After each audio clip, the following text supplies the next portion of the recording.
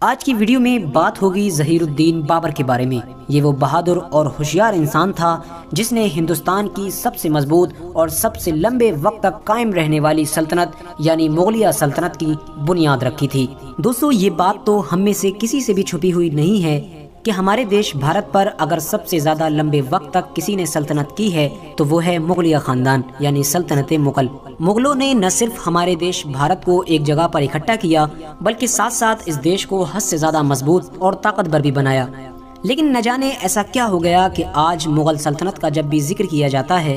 تو جہاں ایک طرف کچھ لوگ ان کا نام سن کر خوش ہوتے ہیں، وہیں دوسری طرف کچھ لوگ ایسے بھی ہیں جو ان کا نام سن کر غصہ کرنے لگتے ہیں۔ اور ان تمام چیزوں کی وجہ ایک ہی ہے، وہ ہے ہسٹری۔ کیونکہ مغلوں کے بارے میں ہر ایک کو الگ الگ طریقے سے ہسٹری پڑھائی جاتی ہے۔ جہاں ایک طرف کچھ لوگوں کو مغلوں کا صرف صاف کردار دکھایا جاتا ہے اور کالے کردار کو چھپا لیا جاتا ہے، تو وہیں دوسری طرف کچھ لوگوں کو مغلوں کا صرف کالا کردار دکھایا جاتا ہے اور سفید کردار کو ان سے چھپا لیا جاتا ہے۔ لیکن دوستو، آج کی اس ویڈیو میں ہم آپ کو مغلوں کی ریئل ہسٹری بتائیں گے اور اس ویڈیو میں ان کے پازیٹیو اور نیگیٹو دونوں پوائنٹس کو رکھیں گے، کیونکہ آج کی اس ویڈیو کو ہم جس ہسٹری کی بک سے بنا رہے ہیں اس بک کا نام ہے بابر نامہ۔ یہ وہ کتاب ہے جو خود مغل سلطنت کے پہلے سلطان یعنی بابر نے اپنے ہاتھوں سے لکھی تھی۔ تو دوستو، آج کی اس ویڈیو میں ہم جانیں گے کہ آخر بابر کون تھا اور بابر ہندوستان میں کیسے آیا تھا، اور آخر ہندوستان میں آنے کے بعد اس نے اتنی چھوٹی فوج کے ساتھ اتنی مضبوط اور بڑی سلطنت کو کیسے فتح کر لیا تھا۔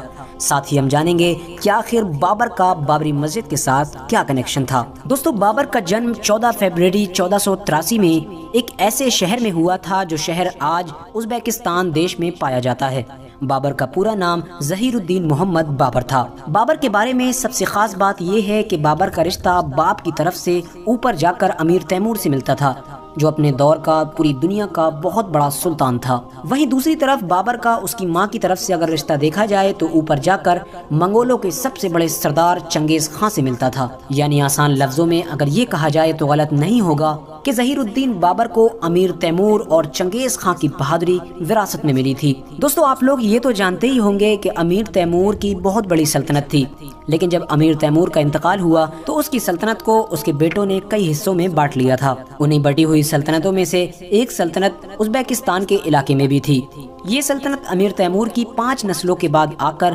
ظہیر الدین بابر کے باپ کے حصے میں آئی تھی، اور پھر بابر کے والد کے مر جانے کے بعد یہ سلطنت بابر کے حصے میں آئی۔ جس وقت بابر اپنے والد کی سلطنت کی گدی پر بیٹھا اس وقت اس کی عمر صرف 13 سال تھی، لیکن پھر اچانک سے بابر کے چاچا نے اس کے خلاف بغاوت کر دی۔ نہ چاہتے ہوئے بھی بابر کو اپنے چچا سے لڑائی کرنا پڑی اور بابر کے ہاتھوں سے وہ سلطنت چلی گئی۔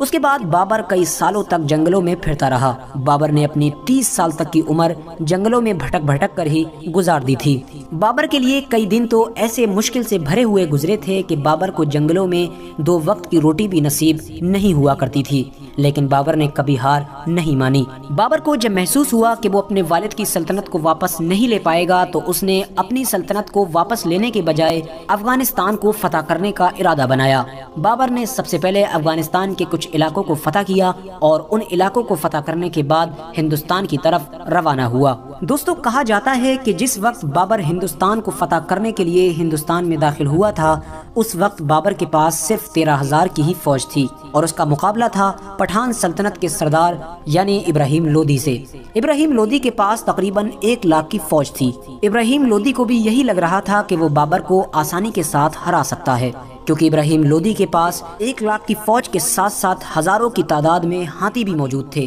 حالانکہ بابر کے پاس ہاتھی بھی نہیں تھے۔ دوستو، ہر چیز بابر کے پاس ابراہیم لودھی کے مقابلے میں کم تھی۔ سپاہی بھی کم تھے، ہتھیار بھی کم تھے اور ہاتھی بھی نہیں تھے، لیکن اس کے باوجود بھی بابر کو پورا کانفیڈنس تھا کہ وہ ابراہیم لودھی کو آسانی سے ہرا دے گا، کیونکہ بابر کے پاس ایک ایسا ہتھیار تھا جو آج سے پہلے ہندوستان میں کسی نے نہیں دیکھا تھا، اور نہ ہی اس جنگ سے پہلے ہندوستان کی کسی جنگ میں وہ ہتھیار استعمال کیا گیا تھا، اور وہ ہتھیار تھا بابر کی خطرناک توپیں۔ آخرکار ایک دن پانی پت کے میدان میں ظہیر الدین بابر اور ابراہیم لودھی کے بیچ گھمسان کی جنگ شروع ہو گئی۔ ابراہیم لودھی نے جب دیکھا کہ میری فوج بابر کے مقابلے میں حد سے زیادہ ہے تو اس نے اپنی پوری فوج کو ایک ساتھ کھلے میدان میں حملہ کرنے کا آرڈر جاری کیا، لیکن شاید یہ ابراہیم لودھی کی سب سے بڑی غلطی تھی۔ کیونکہ بابر نے جب دیکھا کہ ابراہیم لودھی کی پوری فوج کھل کر ایک ساتھ حملہ کر رہی ہے تو بابر نے بھی اپنی سارے توپ چلانے والوں کو توپ چلانے کا آرڈر دے دیا۔ بابر کے پاس اس جنگ میں تقریباً 10 توپیں تھیں۔ بابر کی جب ساری توپوں نے ایک ساتھ گولے برسانا شروع کیے تو اس کی گرج سے ابراہیم لودھی کے سارے ہاتھی پاگل ہو گئے۔ توپوں کی گرج سن کر ابراہیم لودھی کے ہاتھی نہ صرف الٹے پاؤں بھاگنے لگے بلکہ بھاگتے ہوئے خود ابراہیم لودھی کے ہزاروں سپاہیوں کو کچلتے چلے گئے، جس کی وجہ سے لودھی کی پوری فوج میں بھگدڑ مچ گئی۔ بابر نے جب اپنی دشمن فوج کے ایسے حالات دیکھے تو اپنی چھوٹی سی جو 13,000 کی فوج تھی اسے ایک ساتھ حملہ کرنے کا آرڈر دیا۔ بابر کا یہ حملہ اتنا تیز تھا کہ لودھی چاہ کر بھی اس حملے کو نہیں روک سکا اور اس جنگ میں لودھی خود بھی مارا گیا۔ اس طرح سے ہندوستان میں بابر کو پہلی فتح نصیب ہو گئی تھی اور اس جنگ کو جیتنے کے ساتھ ہی بابر نے ہندوستان میں مغل سلطنت کی بنیاد رکھ دی تھی۔ لودھی کو ہرانے کے بعد ظہیر الدین بابر پوری شان و شوکت کے ساتھ دہلی میں داخل ہوا۔ اس وقت دہلی کے سارے قلعوں پر لودھی کی فیملی کا ہی قبضہ تھا، لیکن بابر نے ابراہیم لودھی کی ماں سے اس شرط کے ساتھ وہ قلعے خالی کروا لیے کہ میں لودھی کی فیملی کے کسی بھی ممبر کو کچھ نہیں کہوں گا اور نہ ہی کسی کو کوئی جانی مالی نقصان پہنچایا جائے گا۔ بابر نامے میں خود بابر نے بھی یہی لکھا ہے کہ وہ ابراہیم لودھی کی ماں کو ہمیشہ ماں کا درجہ دیا کرتا تھا اور انہیں ماں کہہ کر ہی بلایا کرتا تھا۔ لیکن پھر کچھ سالوں کے بعد ابراہیم لودھی کی ماں نے بابر سے اپنے بیٹے ابراہیم لودھی کی ہار کا بدلہ لینے کے لیے بغاوت کر دی، یہاں تک کہ بابر کے کھانے میں زہر بھی ملوا دیا تھا۔ لیکن بابر کو جب اس بات کی خبر ہوئی تو بابر نے انہیں قید کروا دیا اور اس کے بعد کہا جاتا ہے کہ کچھ دنوں کے بعد قید خانے میں ہی ابراہیم لودھی کی ماں کا انتقال ہو گیا تھا۔ دوستو، دلی کی سلطنت پر بیٹھنے کے بعد بابر کے سامنے جو سب سے پہلی مصیبت تھی وہ تھی میواڑ کا راجہ رانا سانگا، کیونکہ رانا سانگا بابر کی سلطنت کو قبول کرنے کے لیے ہرگز تیار نہیں تھا۔ حالانکہ آپ کو جان کر حیرانی ہوگی کہ بابر کو ہندوستان میں رانا سانگا نے ہی بلایا تھا۔ رانا سانگا نے بابر کو یہ خط لکھا تھا کہ تم بھارت آؤ اور بھارت کو ظالم کے ہاتھوں سے چھڑا لو، کیونکہ رانا سانگا یہ سوچ رہا تھا کہ شاید بابر بھی اپنے جد امجد یعنی امیر تیمور کی طرح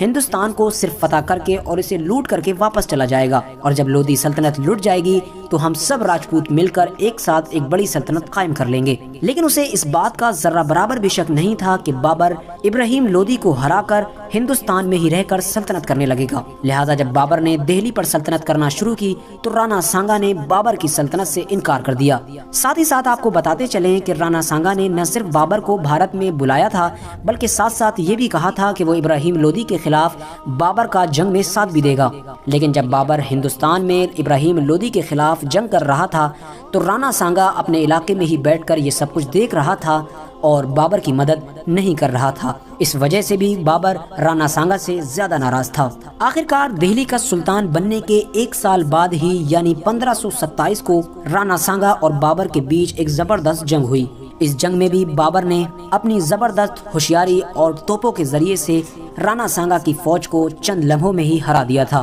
رانا سانگا کو جب یہ محسوس ہوا کہ وہ اب اس جنگ میں نہیں بچ پائے گا تو وہ بیچ میں ہی جنگ چھوڑ کر پیٹ دکھا کر بھاگنے لگا، لیکن بابر نے رانا سانگا کا پیچھا نہیں کیا۔ کہا جاتا ہے کہ بابر سے ہارنے کے ٹھیک ایک سال کے بعد ہی رانا سانگا کی موت ہو گئی تھی اور پھر 1-2 سال کے بعد ہی یعنی 1530 میں خود بابر کی بھی موت ہو گئی تھی۔ دوستو، اگر بات کی جائے بابر کی قبر کے بارے میں تو کیونکہ بابر نے یہ نصیحت کی تھی کہ اس کو مرنے کے بعد اس کے پرانے وطن یعنی کابل میں ہی دفنایا جائے، تو اس لیے بابر کو اس کے بیٹے ہمایوں نے کابل میں ہی دفنایا تھا۔ آج بھی بابر کی قبر کابل شہر میں موجود ہے۔ دوستو، بابر کی موت کے بارے میں ایک یہ کہانی بھی مشہور ہے کہ بابر کا بیٹا یعنی ہمایوں، جس سے بابر بہت پیار کرا کرتا تھا، ایک بار بیمار ہو گیا تھا۔ ہمایوں کو بیمار دیکھ کر بابر بہت زیادہ پریشان رہا کرتا تھا۔ بابر ہمیشہ رو رو کر یہی دعا کرتا تھا کہ اے اللہ، تو میرے بیٹے ہمایوں کو ٹھیک کر دے، چاہیں تو ہمایوں کے بدلے میں میری زندگی لے لے، یعنی میری عمر بھی میرے بیٹے ہمایوں کو لگ جائے۔ اور کہا جاتا ہے کہ اچانک سے ایک دن ہمایوں ٹھیک ہو گیا۔ جس دن ہمایوں ٹھیک ہوا اسی دن سے بابر بیمار رہنے لگا اور آخرکار کل 47 سال کی عمر میں بابر کا انتقال ہو گیا تھا۔ دوستو، آج کے دور میں اگر بابر بادشاہ سے جڑی کوئی چیز سب سے زیادہ مشہور ہے تو وہ بابری مسجد ہے، کیونکہ بابری مسجد بابر کے ہی ایک عظیم سیناپتی یعنی میر باقی نے بنوائی تھی۔ بہت سے لوگ اس غلط فہمی میں بھی رہتے ہیں کہ بابری مسجد کو مغلوں کے پہلے بادشاہ یعنی بابر نے بنوایا تھا، حالانکہ یہ ان کی غلط فہمی ہے، کیونکہ یہ مسجد بابر نے نہیں بنوائی تھی بلکہ بابر کا تو ایودھیا میں کبھی آنے کا بھی کوئی ثبوت نہیں موجود ہے۔ دوستو، اگر بات کی کی جائے اس مدعے پر کہ بابر ایک ظالم قسم کا انسان تھا یا پھر ایک رحم دل، تو اس ٹاپک پر آج بھی آپ کو بہت سارے الگ الگ رائے رکھنے والے لوگ آپ کو مل جائیں گے۔ جہاں ایک طرف کچھ لوگ اس کی تعریف کریں گے، اسے رحم دل بتائیں گے، تو وہیں دوسری طرف کچھ لوگ اسے ایک ظالم قسم کا انسان بتائیں گے۔ یعنی یہ ایک ایسا ٹاپک ہے جو آج تک نہیں سلجھ سکا ہے، کیونکہ دوستو ہسٹری میں جہاں ایک طرف بابر کی کچھ رحم دلی کا ذکر آیا ہے تو وہیں کچھ ظلم کا بھی ذکر آیا ہے۔ بابر نامے میں خود بابر نے لکھا ہے کہ جب اس نے بھارت دیش کو فتح کیا تھا تو اس کے کچھ سپاہیوں نے غریبوں کے ساتھ لوٹ مار کی تھی، ان کے جانوروں کو چھین لیا تھا، ان کا پیسہ اور مال وغیرہ بھی چھین لیا تھا۔ اس بات کی خبر جب بابر کو لگی تھی تو بابر نے نہ صرف ان فوجیوں کو سزا دی بلکہ ان میں سے کچھ تو ایسے تھے جنہیں موت کی سزا بھی سنائی گئی تھی۔ اس کے علاوہ جب بابر نے بھارت کو فتح کیا تھا تو ابراہیم لودھی کے گھر کی جتنی بھی عورتیں تھیں اور بچے تھے ان کے ساتھ بھی بہت اچھا سلوک کیا تھا، جو اس بات کو ثابت کرتا ہے کہ وہ ایک رحم دل انسان تھا۔ لیکن وہیں دوسری طرف ہسٹری میں کچھ اس کے الٹ چیزیں بھی ملتی ہیں۔ کچھ اتہاسکار ظہیر الدین بابر کے اوپر ہمیشہ سے ہی سکھوں کے ایک بڑے گرو کو قتل کرنے کا الزام لگاتے آئے ہیں۔ تو دوستو امید کرتے ہیں آج کی یہ ویڈیو آپ کے لیے ضرور یوزفل ثابت ہوئی ہوگی۔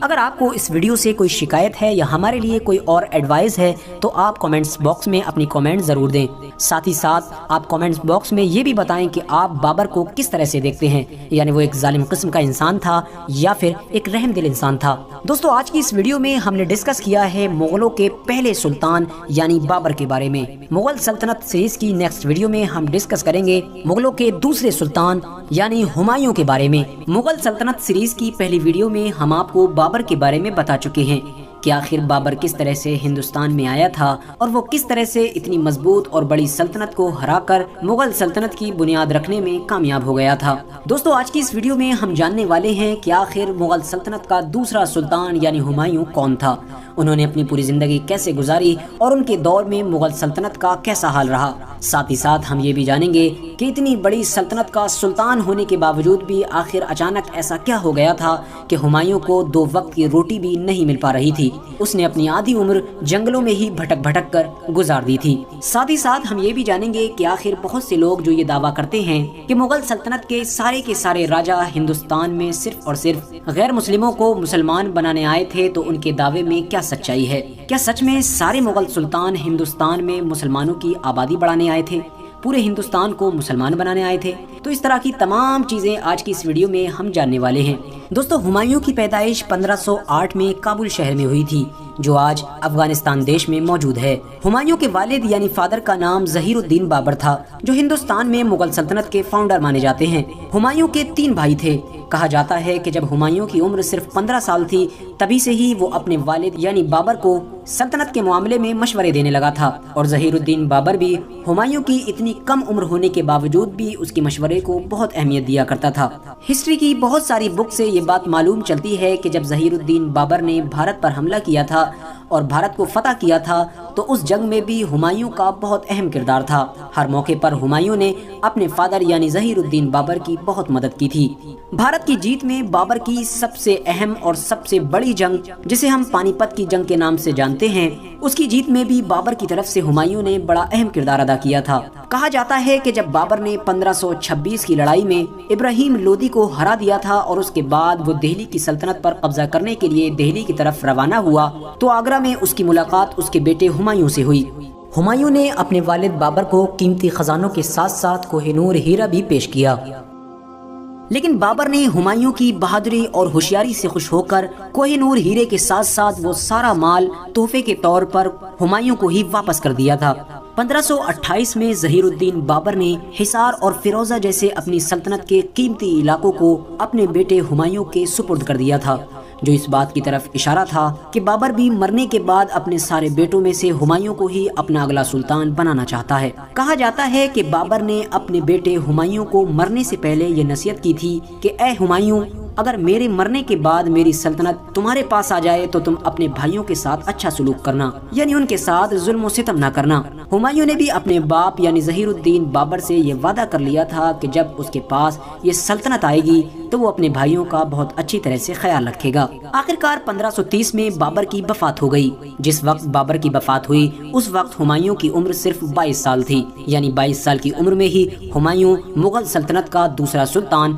بنا دیا گیا تھا۔ بابر کے بعد جیسے ہی ہمایوں مغل سلطنت کا اگلا سلطان بنا، ویسے ہی باغیوں نے اپنے سر اٹھانا شروع کر دیے۔ کسی علاقے میں بابر کے دور کے اعلیٰ افسر بغاوت کر رہے تھے تو کسی علاقے میں تو خود ہمایوں کے بھائی ہی اس کے خلاف بغاوت کر رہے تھے۔ جن بھائیوں کے ساتھ ہمایوں نے اچھا سلوک کرنے کا اپنے والد سے وعدہ لیا تھا، اب وہ بھائی ہی ہمایوں کے خلاف بغاوت کر بیٹھے تھے۔ لیکن کہا جاتا ہے کہ ہمایوں ایک مست اور سست قسم کا انسان تھا۔ یہی وجہ تھی کہ ایسی کنڈیشن میں جہاں ہمایوں کو چاہیے تھا کہ وہ سترک رہتا اور اپنی ہوشیاری اور بہادری کے ذریعے سے ساری بغاوتوں کو کچلنا شروع کرتا، لیکن وہیں دوسری طرف ہمایوں نے سستی دکھائی اور اس نے کوئی بھی ایسا کڑا قدم نہیں اٹھایا کہ جس سے وہ اپنی بغاوتوں کو دبا سکے۔ اس سستی کا نتیجہ یہ ہوا کہ دھیرے دھیرے ہمایوں کے ہاتھوں سے سلطنت چلی گئی، اور ایک وقت وہ آیا کہ جب دہلی سلطنت پر بھی شیر خان نام کے ایک صوبیدار کا قبضہ ہو گیا، جسے آج ہم سب شیر شاہ سوری کے نام سے جانتے ہیں۔ دوستو، جب ہمایوں کے ہاتھوں سے مغل سلطنت چلی گئی تو ہمایوں اپنی جان بچانے کے لیے بھاگ کر کابل چلا گیا، جو اس وقت افغانستان دیش میں موجود ہے۔ 1540 سے لے کر 1555 تک، یعنی تقریباً 15 سال تک اس نے اپنی پوری زندگی جنگلوں میں ہی بھٹک بھٹک کر گزار دی تھی۔ یہ ہمایوں کے لیے بڑا ہی مشکل دور تھا، اور اسی مشکل وقت میں ہی ہمایوں کے سب سے طاقتور اور ہوشیار بیٹے یعنی اکبر کی بھی پیدائش ہوئی تھی۔ لیکن ایسے سنجیدہ حالات میں بھی ہمایوں نے کبھی ہار نہیں مانی۔ وہ پوری کوشش کرتا رہا کہ آخر کس طرح سے اپنے والد یعنی بابر کی سلطنت کو دوبارہ سے حاصل کیا جائے۔ آخرکار 15 سال کی تیاری کے بعد وہ ایک بڑی فوج لے کر اپنی سلطنت کو حاصل کرنے کے لیے دوبارہ دہلی سلطنت کی طرف روانہ ہوا۔ دوسری طرف سے سوری سلطنت کا سلطان یعنی سکندر شاہ بھی 80,000 کی فوج لے کر ہمایوں کے مقابلے کے لیے نکل پڑا۔ 18 جون 1555 یہ وہ دن تھا کہ جس دن بھارت دیش میں مغل سلطنت کی قسمت کا فیصلہ ہو چکا تھا۔ یعنی اس دن ہمایوں کی فوج نے تعداد میں کم ہونے کے باوجود بھی سوری سلطنت کی 80,000 فوج کو بڑی خطرناک شکست دی تھی،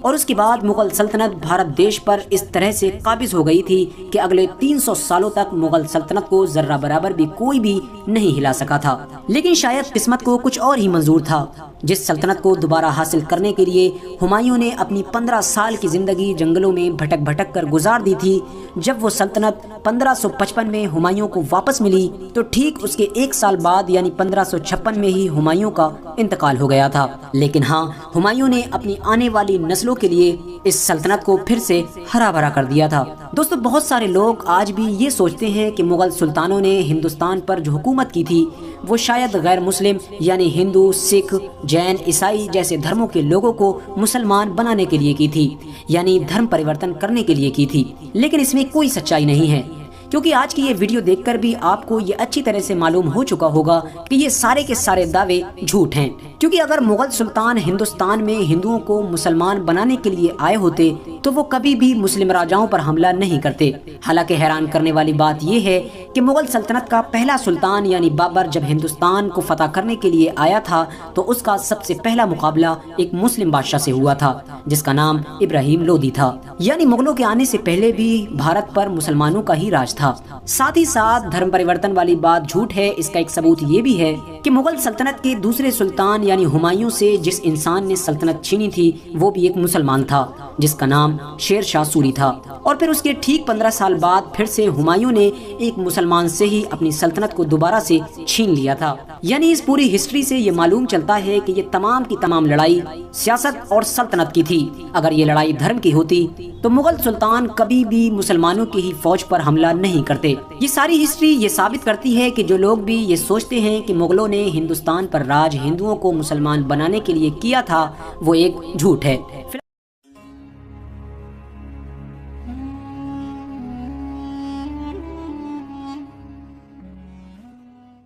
دوستو، آج کی اس ویڈیو میں بات ہوگی مغل سلطنت کے تیسرے سلطان یعنی جلال الدین اکبر کے بارے میں۔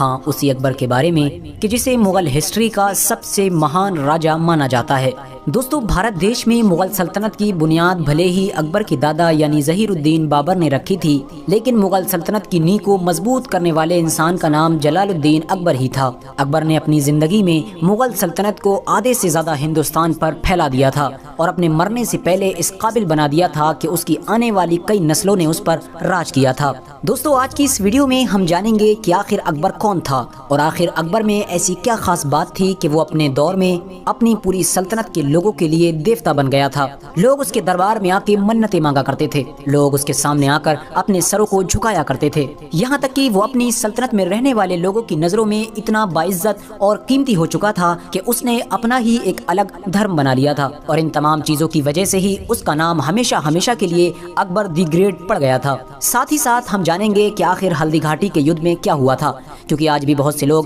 ہلدی گھاٹی کے یدھ کے بارے میں بہت سی افواہیں پھیلاتے ہیں۔ کوئی کہتا ہے ہلدی گھاٹی کا یدھ اکبر نے جیتا تھا، تو کوئی کہتا ہے مہارانا پرتاپ نے جیتا تھا۔ آج کی اس ویڈیو میں ہم آپ کو اس یدھ کی سچائی بتائیں گے۔ دوستو، اکبر کی پیدائش 15 اکتوبر 1542 کو عمر کوٹ کے علاقے میں اس وقت ہوئی تھی جب اکبر کے والد یعنی نصیر الدین ہمایوں شیر شاہ سوری کے ہاتھوں اپنی دہلی سلطنت گنوانے کے بعد جنگلوں میں بھٹک رہے تھے۔ کیونکہ ہمایوں کے والد اس دور میں جنگلوں میں بھٹکا کرتے تھے، اسی وجہ سے اکبر کی پرورش اکبر کے چاچا کامران مرزا نے کی تھی، جو کابل علاقے کے گورنر ہوا کرتے تھے۔ اکبر کے بارے میں زیادہ تر اتہاسکار یہ مانتے ہیں کہ بچپن سے ہی اکبر بہت ذہین اور تیز تھا، لیکن اکبر کو پڑھنے لکھنے کا ذرہ برابر بھی شوق نہیں تھا۔ پڑھائی لکھائی سے اکبر ہمیشہ دور بھاگا کرتا تھا، لیکن ہنرمند اتنا تھا کہ اس نے 10 سال کی چھوٹی سی عمر سے بھی پہلے ہی تلوار بازی، نیزہ بازی، گھڑ سواری جیسی چیزیں بہت اچھی طرح سے سیکھ لی تھی۔ وہ چھوٹی سی عمر میں ہی اپنے سے بڑے بڑے عمر کے لوگوں کو کشتی میں چیلنج کیا کرتا تھا، اور حیرانی کی بات تو یہ ہے کہ ان بڑے بڑے لوگوں کو بھی اکبر اتنی کم عمر میں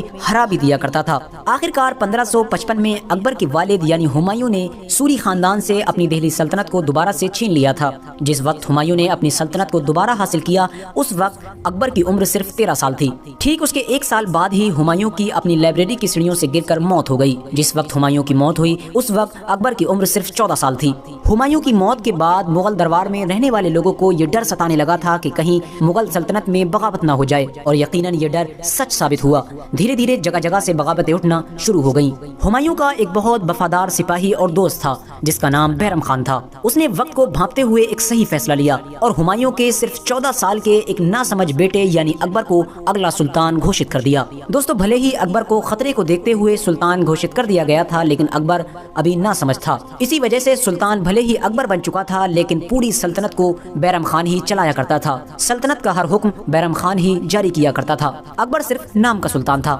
لیکن بغاوت کے جس خطرے کو دیکھتے ہوئے بیرم خان نے ایک چھوٹی سی عمر کے اکبر کو سلطان بنا دیا تھا، وہ خطرہ اکبر کے سلطان بننے کے بعد بھی نہیں ٹلا۔ وہی سوری سلطنت کہ جس سے چند دن پہلے ہی اکبر کے والد یعنی ہمایوں نے اپنی سلطنت کو واپس چھینا تھا، اسی سلطنت کے ایک ہندو سپہ سالار جس کا نام ہیمو تھا، اس نے بغاوت کر دی۔ وہ اپنی پوری فوج لے کر دہلی کی طرف روانہ ہوا۔ دوسری طرف مغل سلطنت چلانے والے بیرم خان کو جب اس بات کی خبر ہوئی کہ ہیمو اپنی بڑی فوج لے کر ہماری سلطنت کی طرف روانہ ہو گیا ہے، تو وہ بھی اپنی فوج لے کر دہلی سے روانہ ہو گیا۔ دونوں فوجوں کا آمنا سامنا پانی پت کے اتہاسک میدان میں ہوا۔ بڑی زبردست جنگ لڑی گئی۔ شروع میں تو ایسا محسوس ہونے لگا تھا کہ ہیمو کی فوج مغل فوج کو بڑی آسانی سے ہی ہرا دے گی، لیکن پھر اچانک سے مغل سلطنت کی طرف سے چلایا ہوا ایک تیر ڈائریکٹ ہیمو کے جسم پر جا کر لگا، جس کی وجہ سے ہیمو کی موت ہو گئی۔ ہیمو کے سپاہیوں کو جب اس بات کی خبر ہوئی کہ ہیمو کی موت ہو چکی ہے، تو انہوں نے پیٹ دکھا کر بھاگنا شروع کر دیا، اور اس طرح سے بیرم خان کی سپہ سالاری میں مغل سلطنت کی فوج کو جیت حاصل ہوئی۔ کہا جاتا ہے کہ جس تیر سے ہیمو کی موت ہوئی تھی، وہ تیر شاید اکبر نے ہی چلایا تھا۔ دوستو، 1556 سے لے کر 1560 تک یعنی تقریباً 4 سال تک اکبر بھلے ہی شہنشاہ کی گدی پر بیٹھا رہا، لیکن پوری سلطنت کو بیرم خان ہی چلاتا رہا۔ لیکن جب دھیرے دھیرے اکبر کی عمر 17-18 برس کی ہوئی اور اکبر سمجھدار ہوا، تو اکبر کو یہ محسوس ہونے لگا کہ بیرم خان مجھے غلط طریقے سے کنٹرول کرنے کی کوشش کر رہا ہے، کیونکہ بیرم خان ایسے بہت سارے فیصلے خود جاری کر دیا کرتا تھا جس پر اکبر راضی نہیں ہوا کرتا تھا، اور ظاہر ہے کہ اب اکبر سمجھدار ہو چکا تھا، اس لیے وہ بھی چپ بیٹھنے والا نہیں تھا۔ اکبر کو جب محسوس ہوا کہ بیرم خان کی طرف سے پانی سر سے اوپر جا چکا ہے، تو اس نے بیرم خان کو وزیر اعظم کے پد سے ہٹا دیا، اور بیرم خان کو بہت سارا مال و دولت دے کر یہ مشورہ دیا کہ آپ حج کرنے چلے جائیں۔ کیونکہ بھلے ہی اکبر سیاسی معاملے میں بیرم خان سے مخالف ہو چکا تھا، لیکن وہ بیرم خان کی بہت عزت کیا کرتا تھا اور بیرم خان کو بابا کہا کرتا تھا، کیونکہ ظاہر ہے کہ بیرم خان نے اس کی 3-4 سال پرورش کی تھی۔ اکبر نے جب بیرم خان کو وزیر اعظم کی پوسٹ سے ہٹا دیا تو یہ بات بیرم خان کو بڑی ناگوار گزری، کیونکہ بیرم خان یہ سوچتا تھا کہ اکبر ابھی بھی نادان ہے، اسی وجہ سے اس نے یہ عجیب سا فیصلہ لیا ہے۔ لہٰذا بیرم خان نے اکبر کے خلاف بغاوت کر دی، لیکن کیونکہ اکبر سمجھدار ہو چکا تھا اس نے چند لمحوں میں ہی بیرم خان کو شکست دے دی۔ اکبر کے سپاہی بیرم خان کو پکڑ کر اکبر کے سامنے لے کر آئے، کیونکہ اکبر بیرم خان کی بہت عزت کیا کرتا تھا، اسی لیے اس نے دوبارہ بغاوت کرنے کے باوجود بھی بیرم خان کے خلاف کوئی بھی حکم جاری نہیں کیا، بلکہ ان کو عزت کے ساتھ بٹھا کر دوبارہ مشورہ دیا کہ برائے مہربانی آپ حج کرنے چلے جائیں۔ اس بار بیرم خان عزت کے ساتھ حج کرنے کے لیے روانہ ہو گئے، لیکن کہا جاتا ہے کہ راستے میں ہی ان کے قافلے پر کسی نے حملہ کر دیا تھا، جس کی وجہ سے ان کی موت ہو گئی تھی۔ دوستو، اکبر جتنا بہادر تھا اس سے کہیں زیادہ ہوشیار تھا، اور یہی وجہ تھی کہ وہ اپنے دشمن کو میدان میں ہرانے کی بجائے اسے دماغی طور پر ہرانے کو زیادہ ترجیح دیا کرتا تھا۔ اس نے ہندوستان کے زیادہ تر علاقے اپنی طاقت کے ذریعے سے ہی جیت لیے تھے، لیکن جن علاقوں کے بارے میں اسے یہ محسوس ہوتا تھا کہ وہ ان کو طاقت کے ذریعے سے نہیں جیت سکتا ہے، ان تمام علاقوں کو اس نے سیاست کے ذریعے سے جیت لیا تھا۔ اس نے راجپوتوں کی ایک بیٹی جس کا نام جودا بائی تھا اس سے شادی کر لی تھی، جس کی وجہ سے مہارانا پرتاپ کے علاوہ ہندوستان کے تمام راجپوتوں نے اکبر کی بادشاہت کو قبول کر لیا تھا۔ اکبر نے اپنے محلوں میں غیر مسلموں کو بہت بڑے بڑے پد دے رکھے تھے۔ اس کی سلطنت کے دور میں اس کے محل میں بڑی بڑی پوسٹ پر ہندو لوگ بیٹھے ہوئے تھے، یہاں تک کہ اکبر کی وہ خاص ٹیم جسے نورتن کے نام سے جانا جاتا ہے، یعنی جس میں 9 وزیر تھے، ان میں بھی تقریباً 3 لوگ ہندو تھے، جن میں سے ایک کا نام بیربل، ایک کا نام مان سنگھ اور ایک کا نام راجا ٹوڈرمل تھا۔ کہا جاتا ہے کہ اکبر کوئی بھی بڑا قدم اٹھانے سے پہلے اپنی ٹیم کے انہی 9 لوگوں سے مشورہ لیا کرتا تھا، اور یہ 9 لوگ بھی ہمیشہ ہی اکبر کے ساتھ جڑے رہتے تھے۔ بیرم خان کی موت کے بعد جب اکبر سلطنت چلانے کے لیے پوری طرح سے آزاد ہوا تو اسے یہ محسوس ہوا کہ مغل دربار میں اسلامی عالموں کا بڑا اچھا بول بالا ہے، یعنی ہر حکم اسلامی عالموں کی مرضی کے بعد ہی جاری کیا جاتا ہے۔ اس بات سے اکبر کو تھوڑی چڑ محسوس ہونے لگی تھی، جس کی وجہ سے اس نے ایک حکم نامہ جاری کیا جس میں یہ اعلان کیا گیا تھا کہ آج سے ہی ہمیشہ کے لیے اکبر کا حکم اسلام کے بڑے سے بڑے عالم کے حکم سے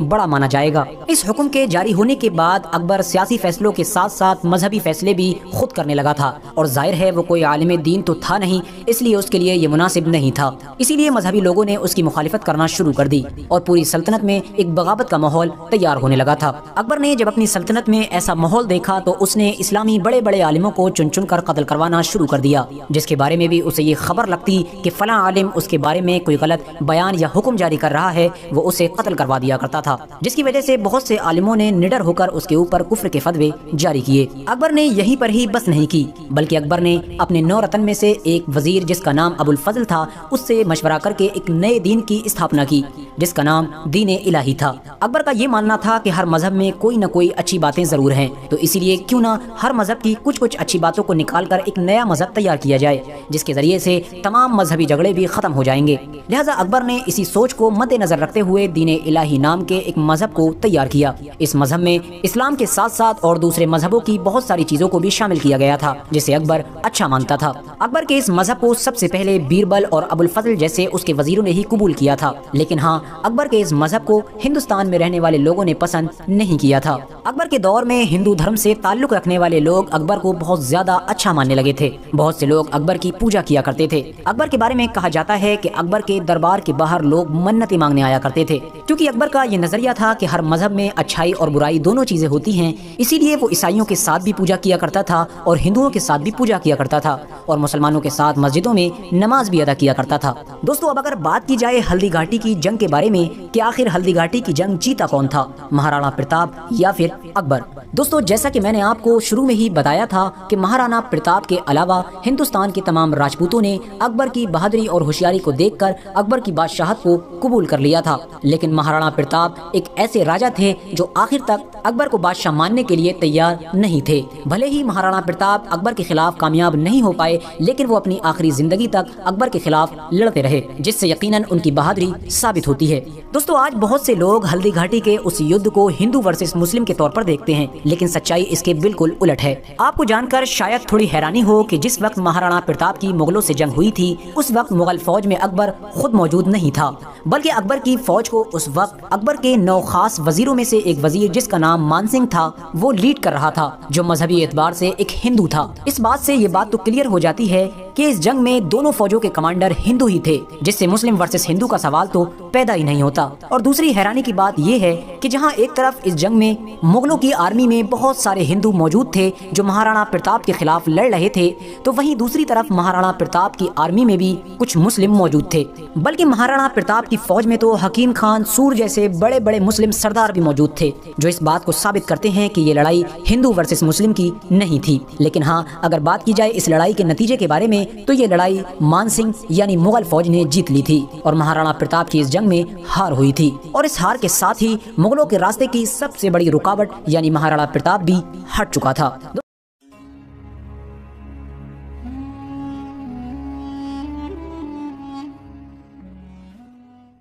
دوستو، مغل سلطنت ہندوستان کی ان سلطنتوں میں سے ایک ہے کہ جنہوں نے ہندوستان کی زمین پر سب سے لمبے وقت تک حکومت کی تھی۔ مغل سلطنت کا ترقی کا دور 1526 سے لے کر 1707 تک جانا جاتا ہے۔ اس پورے دور میں ظہیر الدین بابر سے لے کر اورنگزیب عالمگیر تک کل 6 لوگوں نے بادشاہت کی تھی، اور اگر ان 6 بادشاہوں میں سے مغل سلطنت کے کسی بادشاہ کو سب سے زیادہ مست اور سب سے زیادہ عیاش قسم کا کسی کو جانا جاتا ہے تو وہ ہے جلال الدین اکبر کا بیٹا جہانگیر۔ دوستو، آج کی ہماری ویڈیو کا ٹاپک بھی جہانگیر ہی ہوگا، کیونکہ پچھلی ویڈیو میں ہم نے بات کی تھی مغل سلطنت کے تیسرے سلطان یعنی جلال الدین اکبر کے بارے میں۔ اسی لیے آج کی اس ویڈیو میں ہم بات کریں گے مغل سلطنت کے چوتھے سلطان نور الدین محمد سلیم یعنی جہانگیر کے بارے میں۔ ہم جاننے والے ہیں کہ آخر جہانگیر کون تھا، اس نے اپنی پوری زندگی کیسے گزاری۔ ساتھ ہی ساتھ ہم یہ بھی جانیں گے کہ آخر ایسی کیا وجہ تھی کہ جہانگیر نے اپنی پوری سلطنت کی باغڈور ایک عورت کے ہاتھ میں دے دی تھی۔ یعنی جہانگیر اپنی بادشاہت کے دور میں دہلی کے تخت پر تو ضرور بیٹھا کرتا تھا،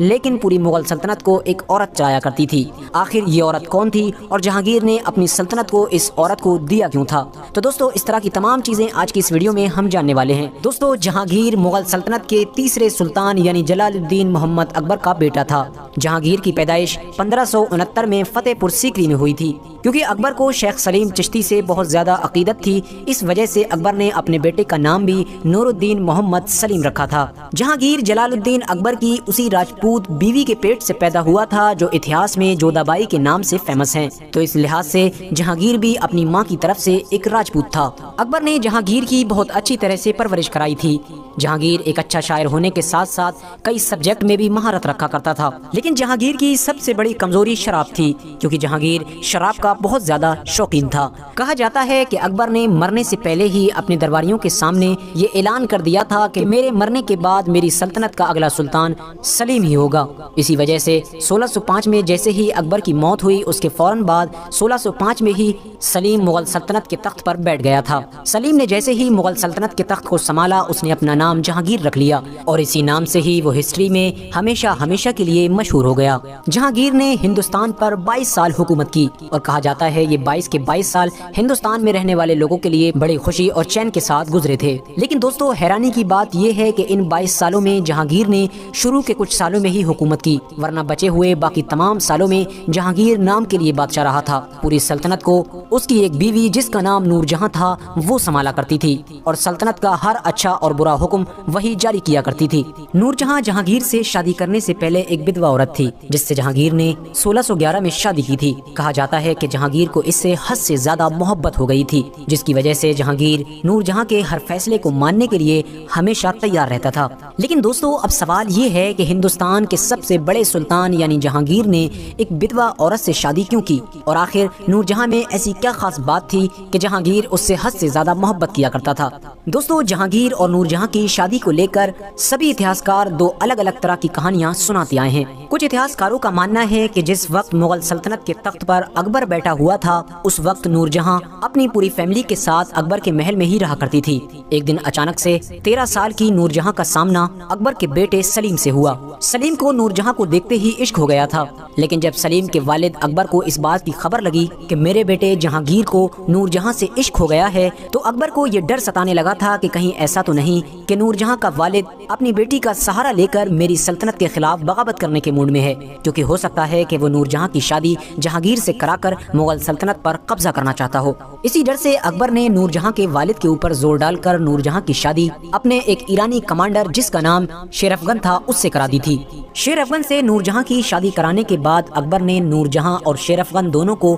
بنگال کی ریاست دے کر بنگال کی طرف روانہ کر دیا۔ شیر افغن اپنی بیوی نور جہاں کے ساتھ وہاں پر سکون سے رہنے لگا۔ شیر افغن اور نور جہاں کی ایک بیٹی بھی پیدا ہوئی جس کا نام لاڈلی بیگم رکھا گیا تھا۔ دوستو، بھلے ہی بنگال میں نور جہاں اپنی ایک چین کی زندگی گزار رہی تھی، لیکن دوسری طرف جہانگیر ابھی تک نور جہاں کو نہیں بھول پایا تھا، لہٰذا اسی وجہ سے نور جہاں کی شادی کے ٹھیک 11 سال بعد جب اکبر کے بعد مغل سلطنت کا اگلا سلطان جہانگیر بنا تو اس نے سب سے پہلے اپنی محبت نور جہاں کو دوبارہ حاصل کرنے کا ارادہ کیا۔ کہا جاتا ہے کہ جہانگیر نے اپنے ایک سوتیلے بھائی جس کا نام قطب الدین تھا اسے بنگال کی طرف روانہ کیا۔ قطب الدین نے بنگال جا کر شیر افغن سے یہ کہا کہ تم بادشاہ کی عزت اور محبت کے لیے اپنی بیوی کو طلاق دے دو، کیونکہ بادشاہ جہانگیر اس سے شادی کرنا چاہتا ہے۔ جہانگیر کے بھائی قطب الدین کی یہ بات سن کر شیر افغن غصے سے لال ہو گیا۔ اس نے غصے میں تلوار نکالی اور قطب الدین کو قتل کر دیا، لیکن جوابی کارروائی میں قطب الدین کے سپاہیوں نے بھی شیر افغن کو وہیں پر ڈھیر کر دیا تھا اور اس کے بعد نور جہاں کو قیدی بنا کر آگرہ کے شاہی محل میں لایا گیا تھا۔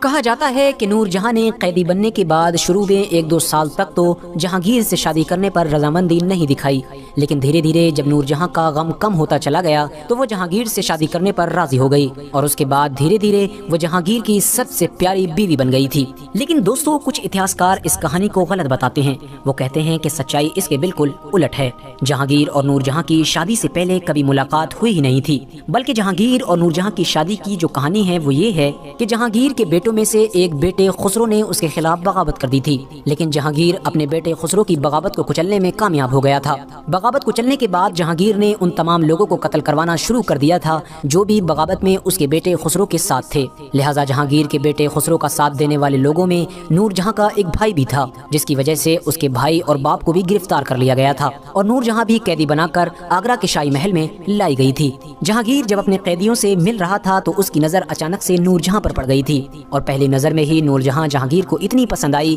کہ وہ اس سے عشق کر بیٹھا اور بعد میں اس نے اس سے شادی کر لی تھی۔ دوستو، بھلے ہی جہانگیر اور نور جہاں کی شادی کی دونوں کہانیوں میں سے کوئی بھی کہانی سچ ہو، لیکن دونوں کہانیوں سے یہ بات تو ثابت ہو جاتی ہے کہ نور جہاں جہانگیر کی حد سے زیادہ پیاری بیوی تھی۔ جہانگیر اپنی بیوی نور جہاں کے لیے کچھ بھی کر جانے کے لیے تیار رہا کرتا تھا۔ یہی وجہ تھی کہ جہانگیر نے نور جہاں سے شادی کرنے کے بعد سلطنت کا تمام سسٹم نور جہاں کے ہی حوالے کر دیا تھا، بلکہ جہانگیر خود ہی کہا کرتا تھا کہ میں نے اپنی پوری سلطنت تو اپنی پیاری بیوی نور جہاں کے حوالے کر دی ہے، اب مجھے زندگی بتانے کے لیے صرف تھوڑا سا گوشت اور تھوڑی سی شراب چاہیے ہے۔ جہانگیر کو شراب کے ساتھ ساتھ شکار کرنے کا بھی بہت شوق تھا۔ وہ ہاتھی اور شیروں کا شکار کیا کرتا تھا۔ شکار پر جاتے وقت وہ زیادہ تر اپنی بیوی نور جہاں کو بھی ساتھ لے کر جایا کرتا تھا۔ ایک بار کی بات ہے کہ جہانگیر ہاتھی پر بیٹھ کر شیروں کا شکار کر رہا تھا۔ اس ہاتھی پر اس کی بیوی نور جہاں بھی سوار تھی، لیکن غفلت میں اچانک سے ایک ٹائیگر نے اچھل کر ہاتھی پر سوار جہانگیر پر حملہ کیا، لیکن شیر جہانگیر کو قبضے میں لے پاتا اس سے پہلے ہی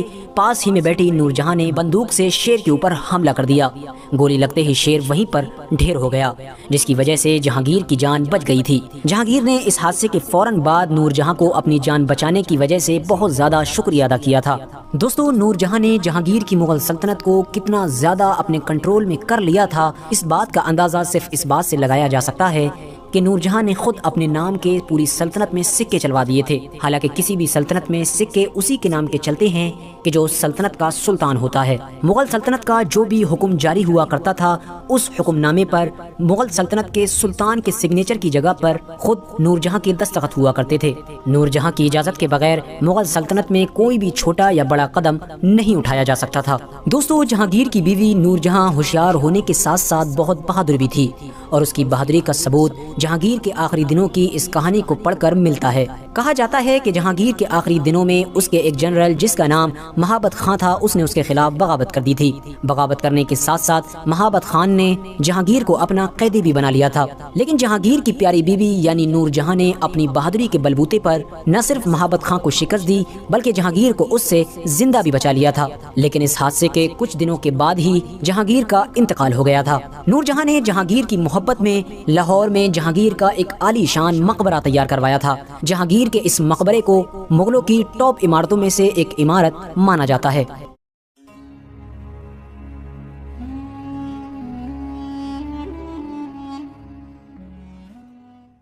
دوستو، اسکرین پر آپ اس وقت جس خوبصورت عمارت کو دیکھ رہے ہیں یہ بھارت میں موجود دنیا کے 7 عجوبوں میں سے ایک عجوبہ تاج محل ہے اور اسے بنوایا تھا ہندوستان کی مغل سلطنت کے بادشاہ شہاب الدین محمد شاہ جہاں نے۔ دوستو، شاہ جہاں بادشاہ نے ہندوستان میں صرف تاج محل ہی نہیں بنوایا بلکہ تاج محل جیسی خوبصورت بے شمار عمارتیں بنوائی ہیں۔ ہندوستان کی خوبصورت عمارتوں میں سے 80% عمارتیں ایسی ہیں کہ جب آپ ان کے بیک گراؤنڈ کو پڑھنا شروع کریں گے یعنی ان کی ہسٹری کو دیکھیں گے تو آپ کو ان عمارتوں کے تار کہیں نہ کہیں शाहजहां से जुड़े हुए मिलेंगे, यानी या तो उनको शाहजहां ने बनवाया होगा या फिर उनकी खूबसूरती को और बढ़ाया होगा। फिलहाल दोस्तों, मुगल सीरीज की इस 5वीं वीडियो में आज हम बात करेंगे शहाबुद्दीन मोहम्मद शाहजहां के बारे में। हम जानेंगे कि शाहजहां कौन था और पैदा होने से लेकर उसकी मौत तक का सफर उसके लिए कितना मुश्किल और कितना आसान रहा। उसने हिंदुस्तान की मुगल सल्तनत को किस तरह संभाला और आखिर उसकी मौत कैसे हुई। साथ ही साथ आजकल सोशल मीडिया पर होने वाले उस दावे की सच्चाई को भी जानने की हम कोशिश करेंगे, जिस दावे में ये कहा जाता है कि शाहजहां बादशाह के अपनी ही सगी बेटी के साथ नाजायज रिश्ते थे। तो दोस्तों, शाहजहां से जुड़ी ऐसी बहुत सारी चीजें आज की इस वीडियो में हम जानने वाले हैं। ये कहानी है उस दौर की कि जब हिंदुस्तान पर मुगल बादशाह अकबर का राज हुआ करता था। 5 जनवरी 1592 को अकबर बादशाह के यहाँ पोता पैदा हुआ। अकबर ने अपने पोते को खुशी से गोदी में लिया और उसका नाम खुर्रम रखा। ये वही बच्चा था जो आगे जाकर पूरी दुनिया में शाहजहां के नाम से मशहूर हुआ। शाहजहां को बचपन से ही तीरंदाजी, घुड़सवारी और तलवारबाजी जैसी चीजों का बहुत शौक था, लेकिन वो इन तमाम चीजों के साथ साथ पढ़ाई में भी बड़ी दिलचस्पी रखा करता था। उसे बहुत सारे सब्जेक्ट्स में महारत हासिल थी। अभी शाहजहां की उम्र बमुश्किल 14-15 साल ही थी कि अचानक से उसकी जिंदगी में एक खूबसूरत औरत की एंट्री हुई, जिसका नाम था अर्जुमंद बानो बेगम। ये वही औरत थी जो आगे जाकर मुमताज महल के नाम से मशहूर हुई थी और शाहजहां ने इसके मरने के बाद इसकी मोहब्बत में एक ऐसी इमारत बनवाई जो पूरी दुनिया में हमेशा हमेशा के लिए मशहूर हो गई थी। कुछ वक्त बीतने के बाद ही शाहजहां ने अर्जुमंद बानो बेगम यानी मुमताज महल से शादी कर ली थी। लेकिन हाँ, शाहजहां अपने वालिद जहांगीर की तरह एक औरत से मोहब्बत करने की वजह से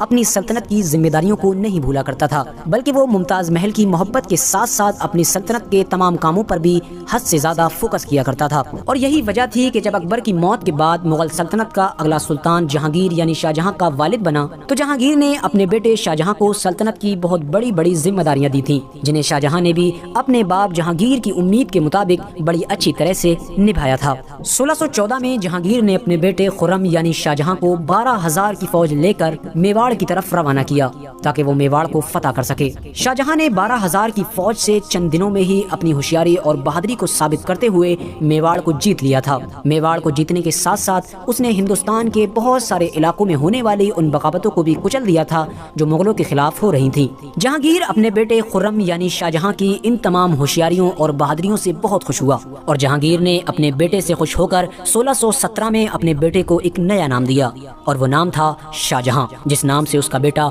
हमेशा हमेशा के लिए इतिहास के पन्नों में मशहूर हो गया। लेकिन जैसे जैसे शाहजहां को बड़ी बड़ी कामयाबियां हाथ लग रही थी, वैसे वैसे शाहजहां के मन ही मन में खुद शहंशाह बनने की ख्वाहिश जगती जा रही थी। लेकिन क्योंकि जहांगीर की सबसे प्यारी और करीबी बीवी यानी नूरजहां जहांगीर के दूसरे बेटे जो उसका खुद का दामाद भी था, जिसका नाम शहरयार था, उसे अगला सुल्तान बनाना चाहती थी। और जाहिर है, जैसा कि हमने पिछली वीडियो में बताया था कि जहांगीर नूरजहां की किसी भी बात का इनकार नहीं कर पाता था। इसीलिए शाहजहां को ये खतरा सताने लगा था कि कहीं ऐसा न हो कि जहांगीर के बाद मेरा भाई शहरयार मुगल सल्तनत का अगला सुल्तान बन जाए। इसी डर से शाहजहां ने अचानक से अपने बाप यानी जहांगीर के खिलाफ बगावत कर दी। लेकिन शाहजहां की ये बगावत नाकाम रही और कुछ ही अरसे में शाहजहां के वालिद जहांगीर ने अपने बेटे शाहजहां की बगावत को पूरी तरह से कुचल दिया। अब शाहजहां को ये खतरा महसूस होने लगा था कि कभी भी मुझे कत्ल करने का ऑर्डर जारी हो सकता है। इसीलिए उसने अपने वालिद यानी जहांगीर को माफीनामे लिखना शुरू कर दिए और उसने अपने सबसे काबिल 2 बेटे यानी औरंगजेब और दारा शिकू को भी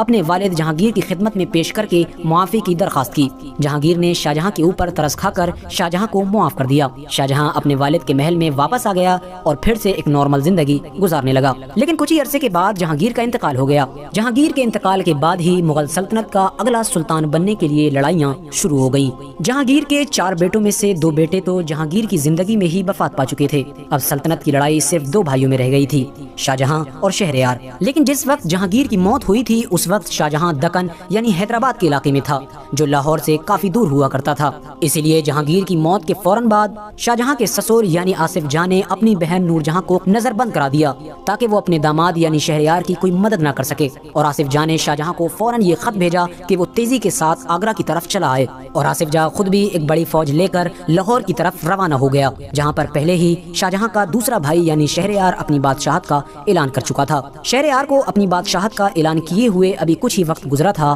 कि शाहजहां का ससुर यानी आसिफ जान एक बड़ी फौज लेकर लाहौर में दाखिल हो गया। शहरयार की फौज فوج اور شاہجہاں کے سسر آصف جاں کی فوج میں بڑی زبردست جنگ ہوئی اور اس جنگ میں شہریار کو ہار نصیب ہوئی۔ آصف جاں نے شہریار کو فوراً قیدی بنا کر آگرہ کی طرف روانہ کر دیا اور شاہجہاں کے پہنچنے سے پہلے ہی وہاں پر شاہجہاں کی حکومت کا اعلان کروا دیا۔ شاہجہاں کے نام کا خطبہ پڑھا گیا اور آخرکار 14 فروری 1628 میں شاہجہاں کے پہنچنے پر اس کی تاجپوشی بھی کر دی گئی اور اس طرح سے شاہجہاں مغل سلطنت کا 5واں بادشاہ بنا۔ بادشاہ بننے کے بعد شاہجہاں نے اپنی سوتیلی ماں یعنی جہانگیر کی سب سے پیاری بیوی نور جہاں، جو خود شاہجہاں کے سلطان بننے کے خلاف تھی، اس کا 20 لاکھ وظیفہ مقرر کر دیا۔ شاہجہاں نے 1628 سے لے کر 1658 تک حکومت کی اور یہ پورا کا پورا دور ہندوستان میں رہنے والے لوگوں کے لیے بڑی امن اور شانتی کے ساتھ گزرا۔ آپ کو جان کر شاید حیرانی ہوگی کہ مغل ہسٹری میں شاہجہاں کی بادشاہت کے دور کو ہی مغلوں کا گولڈن ایج مانا جاتا ہے، کیونکہ اس کے دور میں ہندوستان میں بہت خوبصورت عمارتیں بنوائی گئی تھیں، چاہے آگرہ کا تاج محل ہو، دہلی کی جامع مسجد یا پھر دہلی کا لال قلعہ، اور اس جیسی بہت ساری عمارتیں جو دنیا میں مشہور ہیں وہ شاہجہاں نے ہی بنوائی تھیں۔ دوستو، آج کے دور میں دلی کے جس علاقے کو پرانی دہلی کے نام سے جانا جاتا ہے وہ بھی شاہجہاں نے ہی بسایا تھا اور اس کا اصلی اور پہلا نام بھی شاہجہاں آباد تھا، کیونکہ اسے شاہجہاں نے ہی آباد کیا تھا۔ اس کے علاوہ شاہجہاں نے اپنا ایک تخت بھی بنوایا تھا۔ شاہجہاں اسی تخت پر ہی بیٹھا کرتا تھا۔ یہ تخت بڑا ہی قیمتی تھا۔ اس تخت کے دونوں سائیڈ میں ایک ایک مور بنائے گئے تھے اور ہر مور کی چونچ میں ایک ایک ہیرے کی لڑی پروئی گئی تھی۔ خاص بات یہ ہے کہ اس تخت کے چاروں پائے سونے کے بنے ہوئے تھے۔ اس تخت کو تخت طاؤس کے نام سے جانا جاتا ہے۔ ویسے تو شاہجہاں کی پوری بادشاہت کا دور ہی بڑی ہی خوشحالی کے ساتھ گزرا، لیکن خود شاہجہاں بادشاہ کو اس وقت سب سے بڑا جھٹکا لگا جب اس کے شہنشاہ بننے کے صرف 2-3 سال بعد ہی اس کی سب سے پیاری بیوی یعنی ممتاز محل کا انتقال ہو گیا۔ چونکہ ممتاز محل سے شاہجہاں بے پناہ محبت کیا کرتا تھا، اس لیے اس کے انتقال کے بعد وہ ہمیشہ روتا رہتا تھا۔ ممتاز محل کے انتقال کے بعد شاہجہاں نے رنگین کپڑے بھی پہننا بند کر دیے تھے۔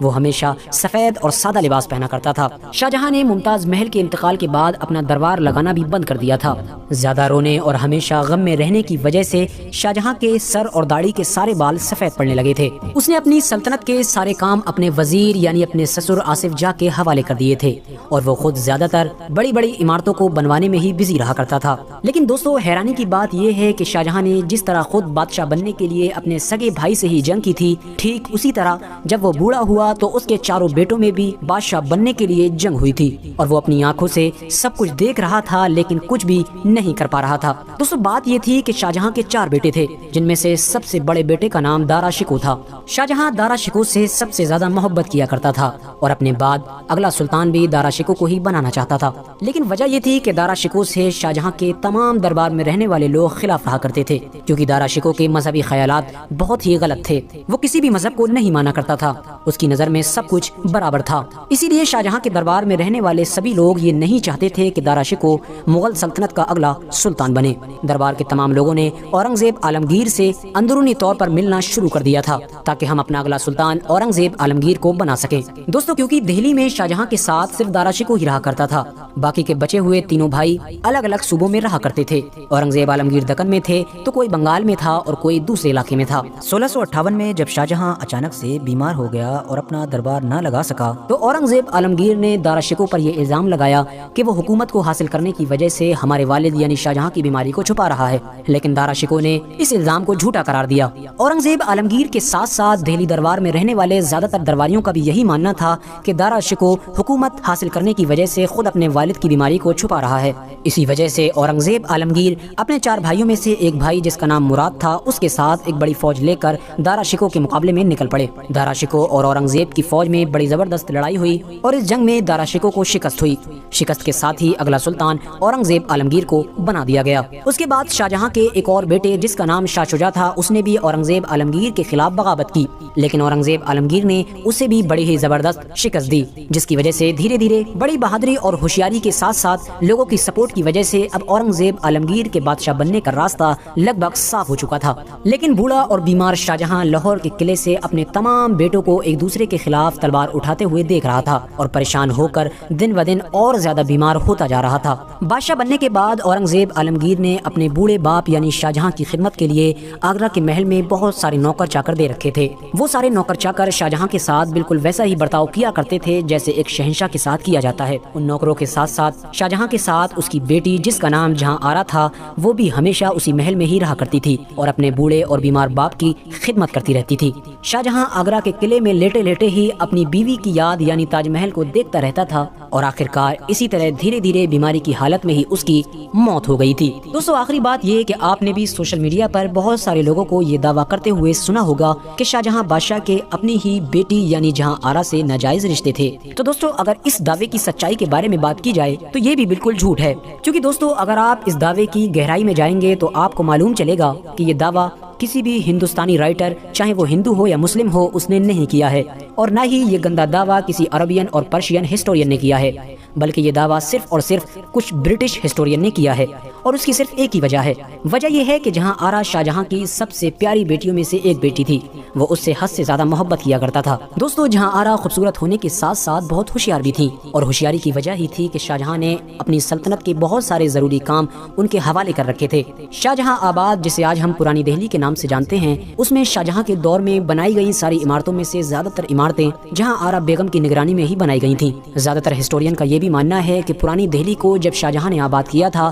تو اس کا نقشہ بھی جہاں آرا نے ہی تیار کیا تھا۔ ان تمام چیزوں کے ساتھ ساتھ جہاں آرا بزنس کا سارا سسٹم بھی دیکھا کرتی تھیں۔ مارکیٹنگ سارا سسٹم شاہجہاں کے دور میں جہاں آرا کے ہی حوالے تھا، کیونکہ اسی دور میں انگریزوں نے ہندوستان میں بزنس کرنا شروع کیا تھا، اسی لیے وہ یہاں سے زیادہ منافع کمانے کی کوشش کیا کرتے تھے، اور اسی دور میں ہی انگریز ایسٹ انڈیا کمپنی کے ذریعے سے یہاں پر اپنے پیر پسارنے کی بھرپور کوشش کر رہے تھے۔ انگریز ہندوستان میں آ کر بزنس کے معاملات میں اپنی منمانی کرنے کی کوشش کیا کرتے تھے، لیکن جہاں آرا کی وجہ سے وہ ان تمام چیزوں میں ناکام ہوتے رہے، اور یہی ان کے غصے کی سب سے بڑی وجہ بنی۔ ان لوگوں نے جہاں آرا سے اپنی نفرت نکالنے کے لیے شاہجہاں اور جہاں آرا کے بارے میں افواہیں پھیلانا شروع کر دی تھیں، اور انہی افواہوں کی وجہ سے ہی وہیں کے کچھ رائٹرز نے اس چیز کو اپنی بکس میں بھی لکھا ہے۔ لیکن حیرانی کی بات یہ ہے کہ ہندوستانی رائٹرز نے تو اس بات کو افواہ بتایا ہی ہے، بلکہ ساتھ ساتھ زیادہ تر برٹش ہسٹورین نے بھی اس بات کو افواہ اور غلط بتایا ہے۔ ان کا ماننا ہے کہ یہ صرف ہوا میں تیر چلائے گئے ہیں، اس دعوے میں کوئی بھی سچائی نہیں ہے۔ دوستو کیا آپ لوگوں نے کبھی سوچا کہ آخر اتہاس میں وہ کون سا خاص وقت تھا کہ جب ہمارا یہ ہندوستان پوری ہی دنیا میں سب سے زیادہ امیر ہوا کرتا تھا؟ ہندوستان سونے کی چڑیا تھا، سونے کی چڑیا تھا، یہ بات تو آپ لوگوں نے بار بار سنی ہوگی، لیکن کیا آپ نے سوچا کہ یہ سونے کی چڑیا تھا کب؟ آخر وہ کون سا دور تھا کہ جب ہندوستان کی آرمی پوری دنیا میں سب سے بڑی اور سب سے طاقتور ہوا کرتی تھی؟ تو دوستو ہمارے ان سارے ہی سوالوں کا صرف اور صرف ایک ہی جواب ہے، اور وہ جواب ہے بادشاہ اورنگزیب عالمگیر کا، the great Mughal empire. Bharat کے اتہاس کا ایک ایسا بادشاہ کہ جس کو آپ پسند کر سکتے ہیں، ناپسند کر سکتے ہیں، جس سے آپ نفرت بھی کر سکتے ہیں یا کچھ بھی کر سکتے ہیں، لیکن اگر کچھ نہیں کر سکتے تو وہ ہے اس انسان کو اگنور کرنا، کیونکہ اس ایک انسان نے بھارت کے اتہاس پر جو پربھاؤ، جو انفلوئنس چھوڑا ہے وہ اتنا زیادہ اور اتنا ہیوی ہے کہ جس کو نہ تو کسی بھی طریقے سے بھلایا جا سکتا ہے اور نہ ہی اتہاس کی کتابوں سے ہٹایا جا سکتا ہے۔ پہلے نظر ڈالیں تھوڑا پرسنل لائف پر، تو اورنگزیب عالمگیر کا جو اصلی نام تھا وہ محی الدین محمد تھا، اور ان کا جنم 1618 میں آج کے دور کے گجرات میں ہوا تھا۔ ماں باپ کی بات کریں تو والد وہ تھے کہ جنہوں نے تاج محل بنوایا تھا، اور ماں وہ تھیں کہ جن کے لیے تاج محل بنوایا گیا تھا، مطلب کہ شاہجہاں اور ممتاز محل۔ اورنگزیب عالمگیر نے 31 جولائی 1658 کو اپنے فادر شاہجہاں کے بعد چھٹے مغل بادشاہ کے طور پر گدی سنبھالی، اور پھر یہ گدی 1707 مطلب اگلے 50 سال تک صرف اورنگزیب عالمگیر کے پاس ہی رہی، اور اس طرح سے پورے ہی اتہاس میں کسی بھی ایک شاسک کے دوارا ہندوستان پر سب سے لمبے وقت تک راج کرنے کا ریکارڈ بھی بادشاہ اورنگزیب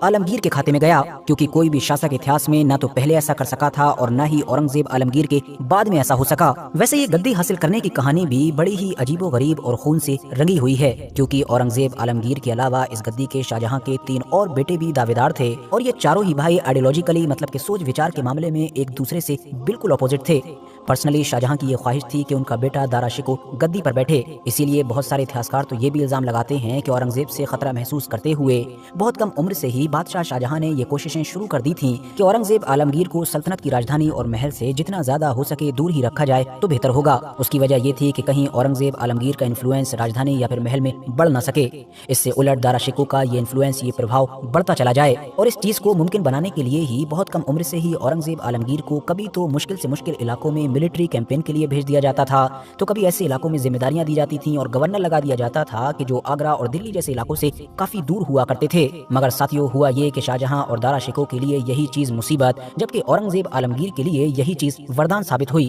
وہ اس لیے کیونکہ اورنگزیب عالمگیر نے شروعاتی دور سے ہی جو زیادہ سے زیادہ وقت اپنی آرمی کے ساتھ گزارا اور مشکل سے مشکل علاقوں میں جو کیمپین کی، اس چیز نے اورنگزیب عالمگیر کو ملٹری کے فیلڈ میں جینیس بنا دیا۔ نتیجہ یہ ہوا کہ 1658 میں جب فائنلی گدی حاصل کرنے کے لیے جنگ شروع ہوئی हुई तो फिर इन भाइयों में से कोई भी औरंगजेब आलमगीर के सामने टिक ही नहीं सका। किसी ने बड़े बड़े पैतरे अपनाए तो कोई बाहर से फौज लेकर आया, तो किसी के पास शाही फौज का पूरा सपोर्ट था, सारे हथियार थे, लेकिन उसके बावजूद भी औरंगजेब आलमगीर ने बारी बारी से अपने सारे ही भाइयों को हराकर खत्म कर दिया। और इस तरह से अगले 50 साल तक लगातार कायम रहने वाला बादशाह औरंगजेब आलमगीर का दौर शुरू हुआ। वैसे वर्थ नोटिसिंग बात यह है कि अगर आप लोग गूगल या फिर चैट जीपीटी जैसी किसी भी जगह पर जाकर ये सवाल पूछेंगे कि भारत के पूरे इतिहास का सबसे ताकतवर बादशाह कौन था, स्ट्रॉन्गेस्ट एम्परर कौन था, तो सीधा सा जवाब आपको औरंगजेब आलमगीर के ही रूप में मिलेगा। उसके पीछे कई ऑब्वियस रीजंस भी हैं, जैसा कि हम पहले ही जान चुके हैं कि औरंगजेब आलमगीर ने सबसे लंबे वक्त तक गद्दी संभाली, और इसके अलावा इसी दौर में ही मुगल एम्पायर की जो सीमाएं थी, जो सरहदें थी, वो इतनी तेजी के साथ बढ़ना शुरू हुई कि इतने बड़े इलाके पर यह राज कायम हो गया था कि जितने बड़े इलाके पर पहले भारत के किसी भी शासक ने राज नहीं किया था। इवन आज के दौर में मीडिया या सोशल मीडिया के ऊपर हम जिस अखंड भारत के कॉन्सेप्ट के बारे में पढ़ते, सुनते और देखते रहते हैं, वो अखंड भारत भी अगर किसी दौर में वाकई पॉसिबल हुआ था तो वो दरअसल औरंगजेब आलमगीर का यही दौर था कि जब हिंदुस्तान की सीमाएं आज के अफगानिस्तान के काबुल से लेकर नीचे तमिलनाडु तक फैली हुई थी। मिलिट्री तो सबसे बड़ी और सबसे स्ट्रॉन्ग थी ही, जबकि इकोनॉमी का भी हाल ये था कि पूरी दुनिया की जो इकोनॉमी थी उसमें से 25% शेयर तो सिर्फ और सिर्फ मुगल एम्पायर का था। मतलब पूरी दुनिया में जितनी दौलत मौजूद थी उसमें से 25% के करीब दौलत उस दौर में सिर्फ हिंदुस्तान के इसी मुगल एम्पायर के पास मौजूद थी। दुनिया के पूरे ट्रेड पर भी भारत की ही तूती बोला करती थी, चाहे एग्रीकल्चर का फील्ड हो, टेक्सटाइल्स हो, स्पाइसेस हो, सिल्क हो, हर चीज में ही सबसे आगे भारत खड़ा हुआ नजर आता था। अब वैसे तो हमेशा औरंगजेब आलमगीर को भी बिल्कुल वैसे ही याद किया जाना चाहिए था कि जैसे दुनिया के बड़े बड़े मशहूर या फिर हिंदुस्तान के भी बड़े बड़े और मशहूर हुक्मरानों को याद किया जाता है। मतलब उनकी 5 क्वालिटीज यानी अच्छी चीजें गिनाई जाती और 5 बुरी चीजें गिनाई जाती। मतलब कहा जाता कि इनके दौर में ये काम अच्छे हुए और इनके दौर में ये काम गलत हुए। लेकिन बादशाह औरंगजेब आलमगीर के केस में तो कुछ और ही चल रहा है। खास तौर से पिछले कुछ सालों से तो बादशाह औरंगजेब आलमगीर का इस्तेमाल राजनीतिक तौर पर खूब किया गया है। हर साल सिनेमा हॉल में भी एक न एक ऐसी नई फिल्म रिलीज कर ही दी जाती है जिसमें विलन का नाम होता है बादशाह औरंगजेब आलमगीर, और फिर पूरी फिल्म में बस यही मैसेज दिया जाता है कि ये जो औरंगजेब आलमगीर नाम का बादशाह था, इसके अंदर तो अगर 10 चीजें थीं तो वो सारी बुरी की बुरी थी। इस इंसान के अंदर तो कोई भी खूबी हो ही नहीं सकती थी। और इससे उलट इसके मुकाबले में उस दौर में खड़े होने वाले जितने भी लोग थे उनके अंदर तो सारी की सारी खूबियां थी, कोई बुराई हो ही नहीं सकती थी। और साथ ही में इस पूरे मैटर को फिर हिंदू मुस्लिम का एंगल भी दिया जाता है ताकि जो मेन मकसद है, मतलब कि नफरत फैलाना, वो कामयाब हो सके। लेकिन अगर आप लोग इन तमाम चीजों की छानबीन लॉजिकल वे में करेंगे और इन तमाम चीजों को ऐतिहासिक तौर पर देखेंगे तो आपको पता चलेगा कि ऐसा तो कुछ था ही नहीं कि जो हमको बताया जाता है, बल्कि वहाँ तो कुछ और ही चल रहा था। और वो जो सब कुछ था वो अपने जाती फायदे के लिए, अपनी सल्तनतों और अपनी रियासतों के लिए या अपने पॉलिटिकल फायदे के लिए था। मिसाल के तौर पर बादशाह औरंगजेब आलमगीर के ऊपर अपने दौर में बहुत सारे मंदिरों को तोड़ने का हुक्म देने का इल्जाम लगाया जाता है। और इस बात में कोई शक भी नहीं है कि बादशाह औरंगजेब आलमगीर के हुक्म पर कुछ मंदिरों को तोड़ा गया था। और इस बात में भी कोई शक नहीं है कि वो चाहे औरंगजेब आलमगीर हो या दुनिया का कोई भी हुक्मरान हो, उसकी तरफ से किसी भी रिलीजियस प्लेस को, किसी भी धार्मिक जगह को तोड़ना या उसको नुकसान पहुंचाना बहुत बड़ा अपराध है। लेकिन एक अपराध, एक गुनाह तो ये भी है कि जो लोग सोशल मीडिया पर आपको ये सब कुछ बता रहे होते हैं वो दरअसल ये नहीं बता रहे होते हैं कि टूटने वाले मंदिरों से बड़ी लिस्ट तो उन मंदिरों की है कि जिनको या तो औरंगजेब आलमगीर की तरफ से जमीन दान की गई थी, या फिर उसको बनाने के लिए बहुत बड़ी रकम दी गई थी, या फिर उसकी फंडिंग की गई थी, जिसमें बनारस, वृंदावन और गुजरात जैसे बड़े बड़े नाम भी शामिल हैं। और तो और वो लोग आपको ये भी नहीं बता रहे होते हैं कि ऐतिहासिक किताबों में तो कुछ ऐसी खास मस्जिदों का भी जिक्र है कि जिनको औरंगजेब आलमगीर के हुक्म पर तोड़ा गया था। हमें अंदाजा है कि आप लोग कंफ्यूज हो रहे होंगे कि आखिर ये कैसे हो सकता है कि एक ही इंसान मंदिर तोड़वाता भी है, बनवाता भी है, मस्जिद तोड़वाता भी है और उससे ज्यादा मस्जिदें बनवाता भी है। तो दोस्तों, इस सारी कंफ्यूजन का एक ही जवाब है और वो है पॉलिटिकल मोटिव। दरअसल हमको पता होना चाहिए कि उस दौर में आज की तरह ये जो मंदिर हुआ करते थे ये सिर्फ पूजा करने की जगह ही नहीं हुआ करते थे, बल्कि ये तो पावर सेंटर भी हुआ करते थे। मतलब इनको पॉलिटिकल वे में भी इस्तेमाल कर लिया जाता था। इसीलिए जिन जिन इलाकों में या जिन खास मंदिरों को उस दौर में निशाना बनाया गया था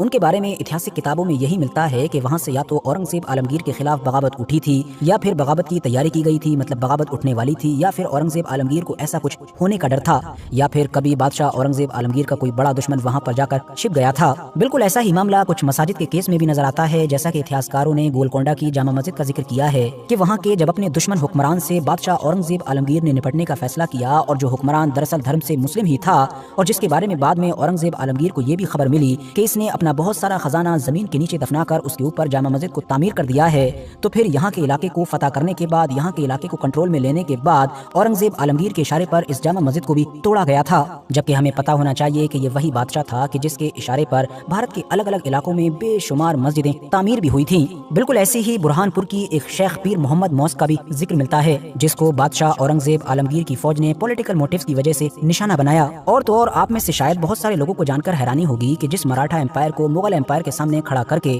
پھر فلمز کے اندر ہندو مسلم کا رنگ دیا جاتا ہے، اس مراٹھا امپائر کی طرف سے بھی اتہاس میں کئی مندروں کو نشانہ بنائے جانے کا ذکر ملتا ہے، اور ظاہر ہے یہ سب کچھ بھی اپنے اپنے پولیٹیکل موٹیوز کے لیے ہو رہا تھا۔ مثال کے طور پر 1740 سے لے کر 1750 کے بیچ مراٹھا امپائر کی طرف سے جو بنگال میں ریڈز کی گئی تھیں، ان ریڈز میں کچھ مندروں کو لوٹنے، ان کو نشانہ بنانے یا ان کو ڈسٹرائے کرنے کا ذکر ملتا ہے۔ بلکہ ابھی رکیے، اس سے بھی زیادہ حیران کر دینے والی بات آپ کو بتا دیتے ہیں کہ کسی دور میں جب مراٹھا امپائر حیدر علی اور ٹیپو سلطان کی جو میسور ریاست تھی اس پر ریڈز کر رہا تھا، مطلب اس کو فتح کرنے کی یا اس کو ہرانے کی کوشش کر رہا تھا، تو اس دور میں میسور ریاست کے بھی کئی مندروں کو مراٹھا امپائر کی فوجوں کے دوارا نشانہ بنایا گیا تھا۔ مطلب سوچئے کہ یہ کتنی عجیب بات ہے کہ دو مسلم حکمران مطلب کہ حیدر علی اور ٹیپو سلطان کو نیچا دکھانے یا ان کو ہرانے کے لیے ان کی ریاست کے مندروں کو نقصان پہنچایا جا رہا تھا، دوسری طرف یہ دو حکمران اپنی ریاست اور اپنی عزت کو بچائے رکھنے کے لیے ان مندروں کی حفاظت کر رہے تھے۔ ساتھیوں، بالکل اسی طرح سے ہی یہ بھی دعوے کیے جاتے ہیں کہ بادشاہ اورنگزیب عالمگیر کے دور میں بہت سارا بھید بھاؤ ہوتا تھا، مطلب پورے بھارت میں صرف ہندو مسلمان ہی چل رہا تھا، اس کے علاوہ تو مانو کچھ تھا ہی نہیں، جبکہ حقیقت تو یہ ہے کہ اس دور میں بادشاہ اورنگزیب عالمگیر کے محل میں یا باقی ایڈمنسٹریشن میں بھی جو بڑی بڑی پوزیشنز تھیں، جو بڑی بڑی گدیاں تھیں،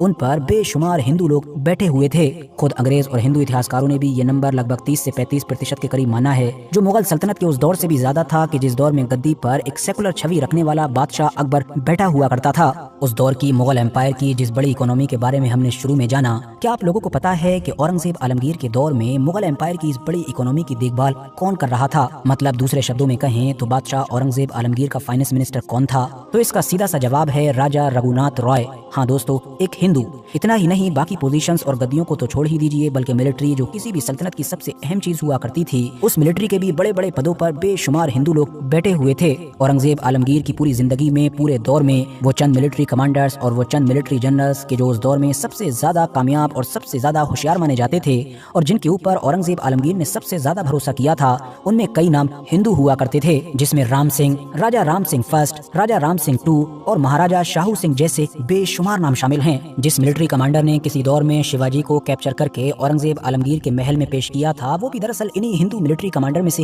ایک انسان تھا۔ مراٹھا امپائر کے خلاف جو پوری کیمپین چلائی گئی تھی اور بڑے بڑے علاقوں کو جیت کر جو مغل امپائر میں ملایا جا رہا تھا، اس میں یہ سارے ہندو ملٹری کمانڈرز بھی سب سے اہم رول پلے کر رہے تھے۔ بالکل اسی طرح سے مراٹھا امپائر کے اتہاس میں بھی آپ لوگوں کو مسلم ملٹری کمانڈرز کا ذکر مل جائے گا کہ جو مغلوں کے خلاف لڑ رہے تھے، اور ایسی فوجوں کا بھی ذکر مل جائے گا کہ جو تھی تو مسلم لیکن مراٹھا امپائر کے ساتھ کھڑی ہوئی تھیں یا پھر ان کے اندر مرج ہو کر ہی مغلوں کے خلاف لڑ رہی تھیں۔ آخر میں جہاں تک معاملہ بچتا ہے اپنے بھائیوں کو قتل کر کے گدی حاصل کرنے کا، تو ظاہر سی بات ہے یہ ویسے تو بہت خطرناک چیز ہے، اور جب بھی ہم لوگ سنتے ہیں تو آج کے دور میں تو خاص طور سے ہم لوگوں کی روح کانپ جاتی ہے، لیکن معاملہ یہ ہے کہ اس دور میں یہ چیز کوئی یونیک نہیں تھی، بلکہ باقی سلطنتوں، باقی حکومتوں اور باقی امپائرز میں بھی گدی حاصل کرنے کے لیے یہی سب کچھ چل رہا تھا، وہ چاہے مسلم دنیا کی ہی سپر پاور مانا جانے والا اوٹومن امپائر ہو، یا پھر بھارت کی زمین پر ہی ہزاروں سال پہلے وجود رکھنے والا وہ موریہ امپائر ہو، کہ جس کے حکمران، جس کے شاسک اشوکا، کہ جس کو عام طور پر اشوکا دی گریٹ کے نام سے بھی جانا جاتا ہے، جس کے شاسک اشوکا نے گدی حاصل کرنے کے لیے اتہاسکاروں کے مطابق اپنے لگ بھگ 99 بھائیوں کو قتل کر ڈالا تھا۔ اب ظاہر ہے اس نمبر کے آگے تو اورنگزیب عالمگیر جیسے حکمران دور دور تک کہیں نہیں ٹکتے ہیں۔ ویسے یہاں پر ایک انٹرسٹنگ بات یہ ہے کہ بھارت کے اتہاس میں جس ایک حکمران کو بادشاہ اورنگزیب عالمگیر کی ٹکر کا مانا جاتا ہے یا جس کو اورنگزیب عالمگیر کے مقابلے میں رکھا جاتا ہے، وہ حکمران بھی کوئی اور نہیں بلکہ یہی اشوکا دی گریٹ ہیں۔ بلکہ بے شمار ایسے لوگ کہ جو دن رات سوشل میڈیا پر اورنگزیب عالمگیر کے خلاف لکھتے رہتے ہیں، وہ نہ صرف اشوکا کو اورنگزیب عالمگیر سے زیادہ طاقتور اور کامیاب ثابت کرتے ہیں بلکہ اس کی تعریفیں بھی کرتے ہیں، جبکہ ان کو اس بات کا اندازہ نہیں ہوتا ہے کہ وہ 3 کے مقابلے میں 99 کو بھول چکے ہیں۔ ویسے یہاں پر ہمارا مقصد اتہاس کے کسی بھی ایک حکمران کی ایک طرفہ برائی کرنا یا ایک طرفہ تعریف کرنا نہیں ہے، بلکہ صرف آپ لوگوں کو اتنا سمجھانا ہے کہ آنکھوں سے ہندو مسلم کی جو نفرت کا چشمہ ہے اس کو ہٹا کر دیکھیے تو آپ کو محسوس ہوگا کہ اتہاس میں پائے جانے والے یہ جتنے بھی حکمران تھے ان میں سے کوئی بھی کسی سے کم نہیں تھا۔